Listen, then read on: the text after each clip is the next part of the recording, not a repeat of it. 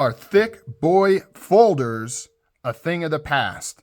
Is the hard use trend over, and is it over for good? I'm going to attempt to discuss this topic in this video. Obviously, I don't have a crystal ball. I don't know all the answers. It's a complicated thing, and there's a lot of history here, and I'm going to talk about that. I want to talk about, because I'm what you would call an old head in the hobby of knives. I've been around for a long time, long time in the knife world, and I saw the birth of the hard use, thick, heavy, beefy folder, and I feel now that is, A, it's going away. You know, people aren't into that anymore. I'll talk about that in a second. B, I think there's actually a little bit of cringiness involved, right? Like when people talk about hard use folders and this style of knife, there's a little bit of cringiness.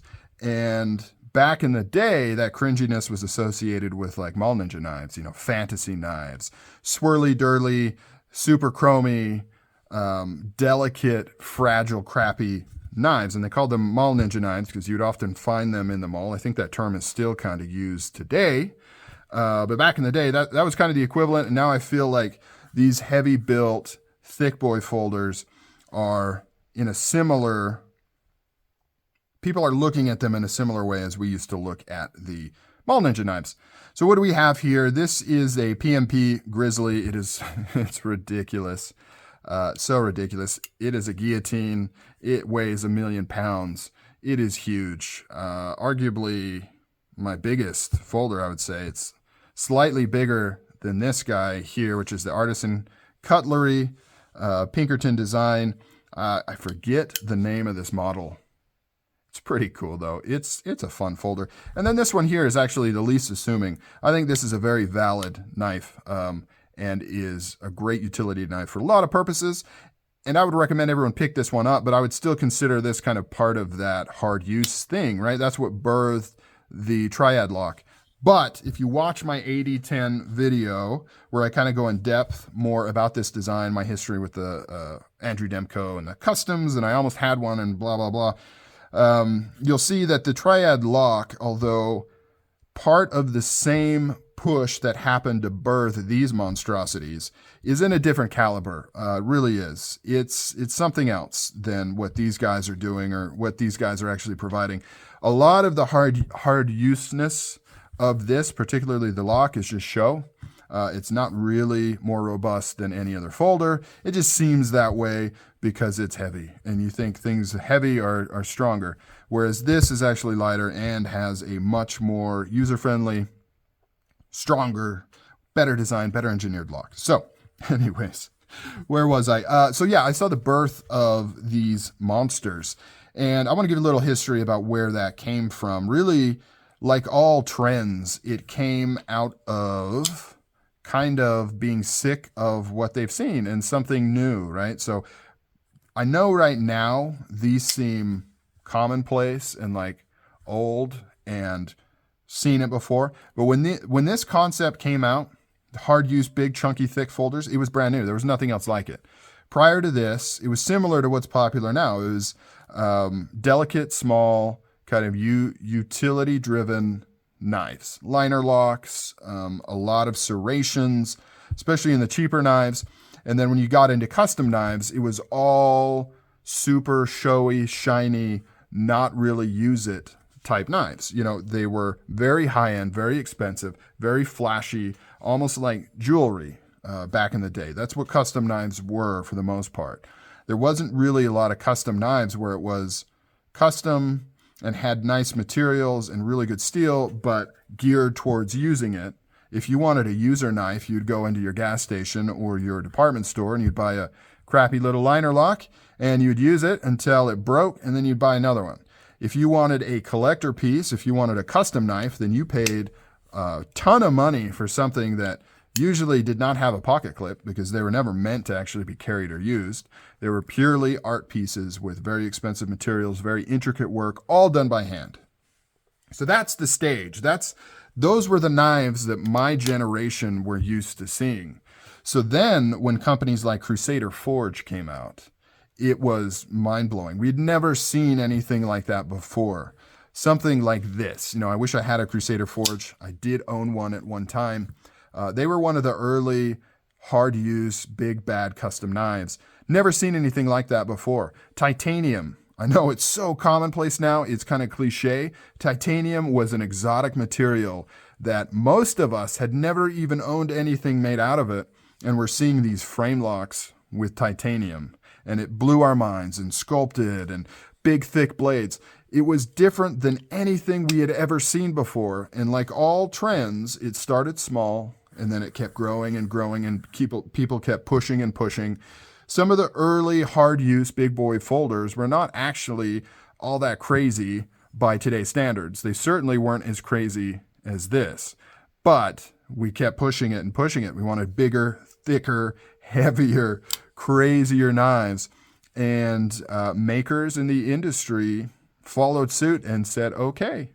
So the trend started off in custom knives. That's where it started. And then it slowly migrated into production. ZT, Spyderco. I remember when Spyderco, you wouldn't get any titanium in Spyderco knives. You wouldn't get a frame lock. Everything was either a liner lock or a back lock with flat G10 scales, like the Endura, FRN, things like that. That's all you had from Spyderco. Like now, Spyderco does a lot of really cool things. They still have their core lineup, and they're still at their heart a very utility-driven company with kind of a simple, plain designs, but they have all kinds of new models. They did an integral, like it's crazy. Back in the day, that was all brand new. Like we never seen anything like that. Spyderco doing big knives, heavy knives, hard use knives. Never seen anything like that in the past. So it was a completely different environment.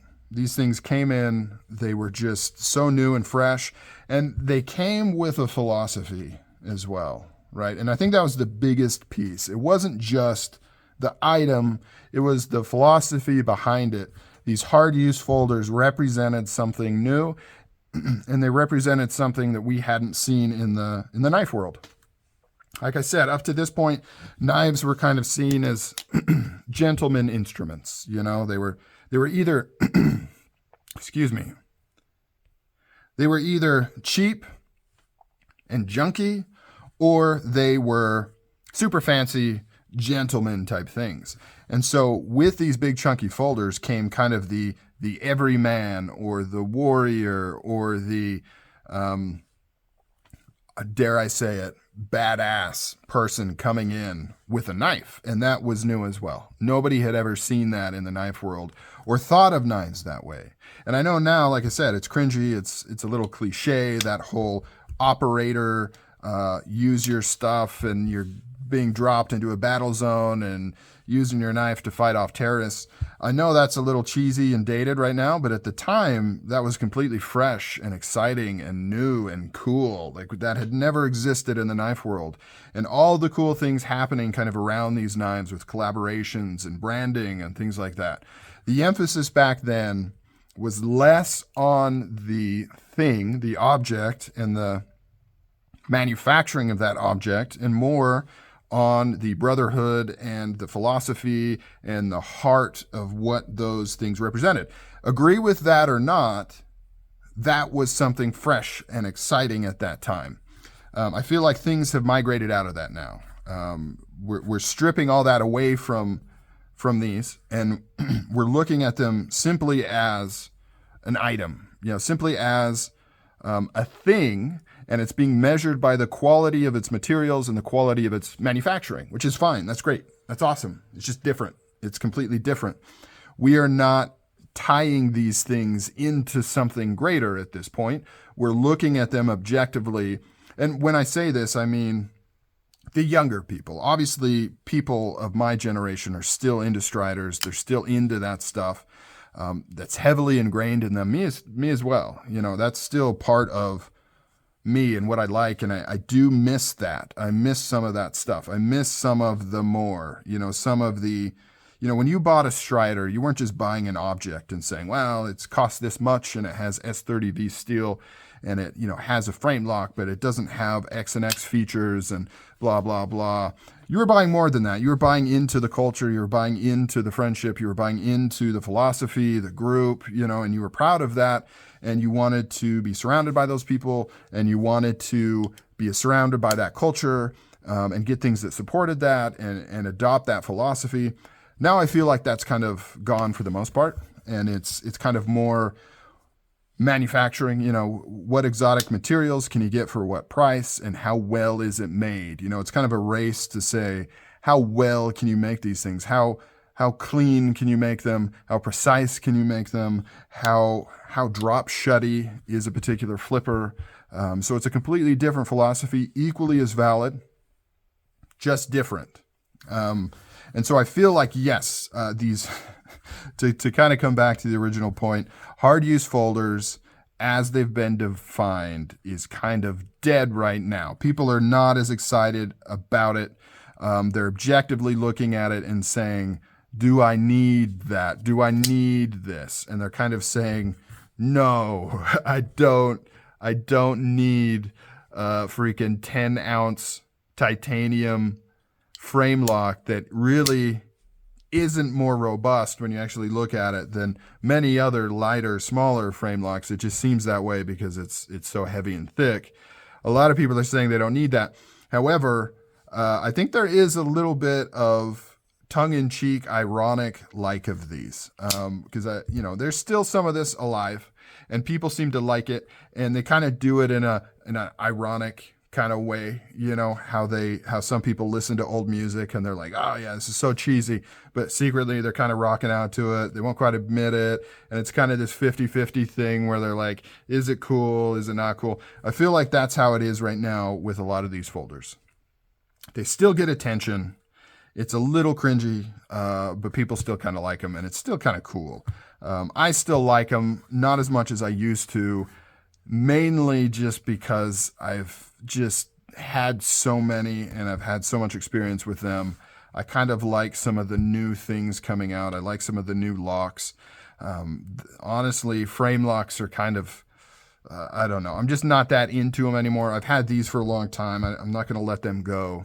But I do wish I still had a Strider. I don't have one. I don't know if I want to actually fork out the funds to get one, because the secondary market on those have just gone up. They were always pretty expensive, but now they're really more expensive. But I wish I had held on to like an SMF classic flame tie tiger stripe blade, kind of the quintessential Strider in my eyes. I wish I had held on to one because I had so many pass through my hands. You can look through my old videos. I did a lot of videos on Strider knives, and that was only a portion of the knives that came through my hands, because towards the end there, I was just buying and selling them and not even featuring them in videos because I had done it so much.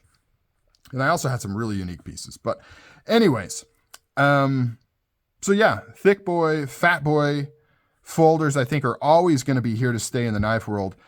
They're just taking a backstage right now, pretty big backstage right now. And honestly, I totally get it. These will always have a place in my heart. I'll always think that these type of knives are cool, just because it's ingrained in me from when I was a kid that this is the exact opposite of the stuff I was seeing and the exact opposite of the stuff that was available.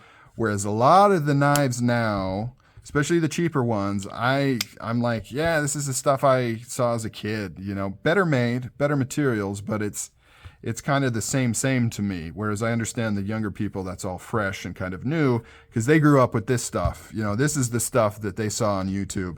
So now they're seeing more delicate, refined, sleeker, smaller knives, and they're gravitating towards those, right? Because they're like, yeah, I don't want to carry a brick around in my pocket so that I can open packages with other knives in it. And I totally understand that and get that.